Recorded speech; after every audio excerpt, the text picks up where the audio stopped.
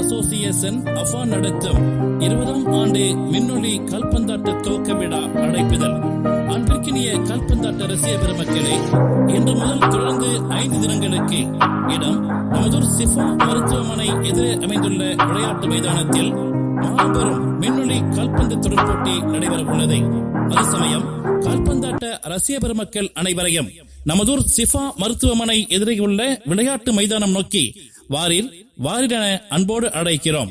இன்றைய தினம் முதலாவது ஆட்டமாக துவக்க நாள் நிகழ்ச்சியாக முதலாவது ஆட்டத்தை துவக்கி வைப்பவர்கள் அதிரை நகர்மன்ற தலைவர் திருமதி